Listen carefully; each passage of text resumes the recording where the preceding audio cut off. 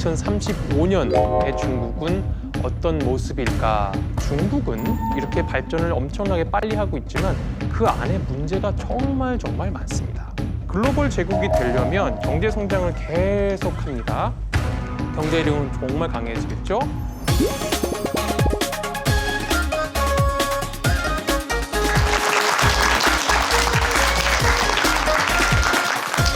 네, 안녕하세요, 여러분. 자, 오늘은 여러분들이 다시 한번 말씀드리죠. 전 세계의 주인공으로 좌지우지할 때가 되는 2035년의 중국은 어떤 모습일까를 한번 생각을 해보도록 하겠습니다. 2015년에 중국은 어떤 나라였는지 다시 한번 생각을 해보겠습니다. 경제적으로도 상당히 많이 발전을 해서 미국을 따라잡고 일본과 독일을 앞서는 그런 세계 2위의 대국이 됐고 군사력으로 상당히 강하죠. 그렇지만 정말 중요한 건 뭐냐면요. 중국은 이렇게 발전을 엄청나게 빨리 하고 있지만 그 안에 문제가 정말 많습니다. 예를 들어서 중국 공산당이라고 하는 그런 체제로 인해서 여러 사람들이 부패를 많이 하게 되었죠.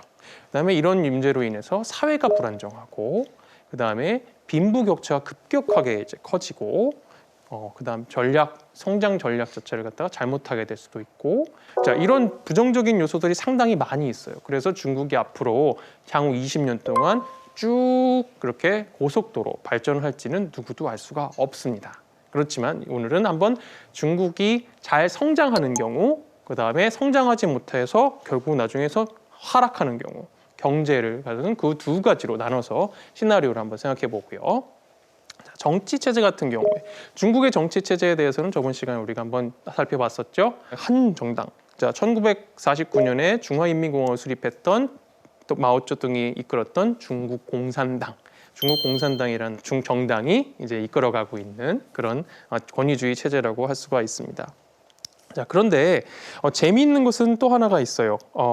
이게 제가 연구하고 있는 분야가 정치와 경제의 관계, 이것과 국제 정치의 관계인데 경제가 발전하면서 정치 체제가 변하는 그런 구조가 있어요. 한국 사람들 같은 경우에 마찬가지죠. 국민들이 경제가 발전하면서 잘 먹고 잘 살게 돼요. 그러면서 똑똑해지고 교육을 많이 받게 되고 그러면서 이제 이게 정치 체제가 원래는 민주주의가 아닌 권위주의 체제였는데 민주주의 체제로 바뀌는 그런 현상이 나타나게 돼요. 한국이 겪었죠. 1987년에 한국이 민주화 운동을 하면서 권위주의 체제에서 민주주의 체제로 체제가 변하게 됩니다. 그렇죠? 근데 중국 같은 경우에는 지금 어떻죠? 아직은 그런 변화가 벌어지지 않았고 앞으로 변화할지도 알 수가 없습니다.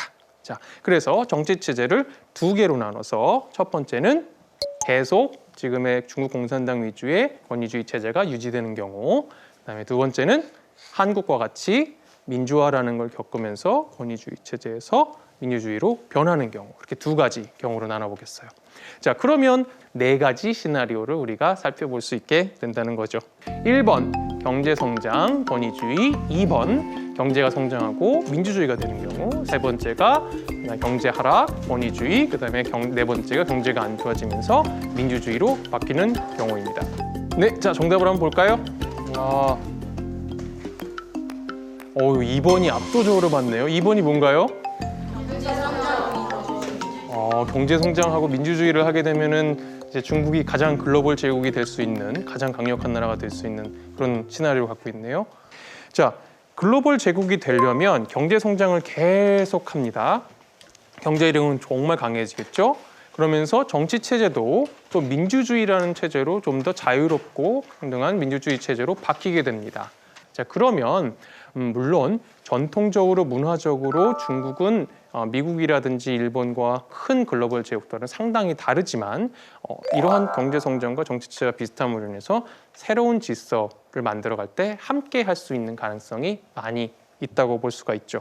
어떻게 보면 이러한 시나리오 상에서 우리 한국이란 나라한테는 가장 좋은 시나리오가 될 수도 있을 것 같습니다. 자, 글로벌 제국 중국의 두 번째 시나리오. 자, 이러한 권위주의를 계속 유지하는 상황이 되면은 어떻게 되냐?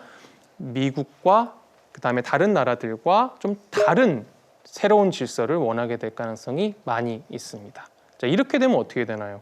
결국은 중국이 많은 나라들에게 여러 가지 요구를 많이 하게 될 거예요. 예, 새로운 질서. 자, 이렇게 간다. 우리 중심적으로 가야 될 것이다라고 할 가능성이 많이 있어요. 자, 그렇게 되면은 어떻게 돼요? 미국이 그걸 가만히 보고 있지 않겠죠. 자, 미국과 미국의 동맹국인 일본 그리고 다른 나라들이 결국은 중국과 대결하고 충돌할 가능성이 갈수록 많아지게 된다는 것입니다. 예, 그렇다면은 제일 어떻게 보면 안 좋은 시나리오로 가도록 하겠습니다. 요즘에 중국의 국민들은 매우 행복합니다. 왜냐하면 경제적으로 막 성장을 하고 있기 때문에 그래요. 그런데 갑자기 경제가 오 하고 떨어지게 됩니다. 사람이 많은 걸 누리고 있다가 이렇게 많은 걸 누리고 있는 것을 잃게 되는 순간에 사람들은 급격하게 불만이 많아지게 되죠. 근데 그럼에도 불구하고 민주주의로 변하지 않고 권위주의를 갖다 유지하게 되면은 여러 가지로 문제가 많이 생길 텐데 그게 뭐냐면 작년, 그러니까 2014년에 홍콩 이 지역에서 갑자기 경제적으로 빈부의 격차가 커지고 그다음에 청년들이 젊은 여러분들 이제 10년 후에 이제 대학생이 되고 또 직장을 갖게 되겠죠. 그런 사람들이 직장을 얻었을 때 참 힘든 삶을 살게 됐어요. 그러다 보니까 정치적으로 막 모든 걸 요구하게 되죠. 그래서 우리의 의견, 국민들의 의견을 더 반영하는 민주주의를 더 확대해라 라고 해서 저렇게 사람들이 모여서 격렬하게 시위를 하게 된 겁니다. 자, 이것은 우리가 방금 전에 봤던 그 시나리오처럼 2035년에 중국 전체의 모습이 될 수도 있어요.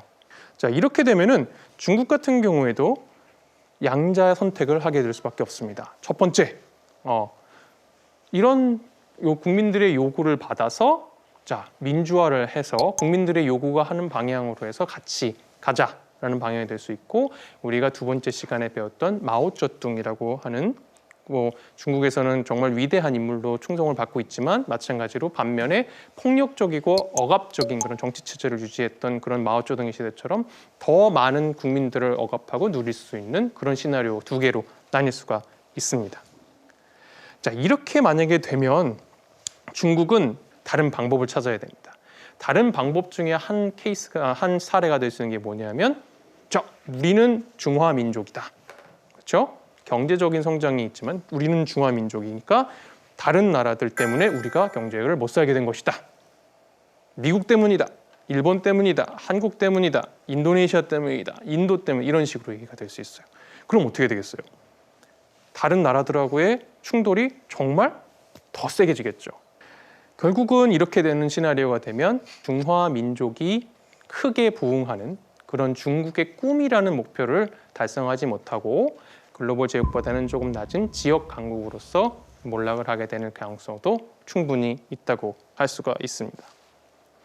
자, 오늘은 미래의 중국이 어떻게 변화할 것인가에 대해서 한번 알아봤고 시나리오를 보면서 예상을 한번 해봤어요. 각 시나리오별로 상당히 다른 영향을 미치죠. 한국과 동아시아와 전 세계에. 자, 그렇게 되면은 이게 어떤 식으로 우리 한반도, 한국, 좀 있으면 이제 통일이 될 가능성도 많은데 통일이 될지 말지에 대해서 어떻게 영향을 미치는지에 대해 다음 시간에 또 한번 알아보도록 하겠습니다. 감사합니다.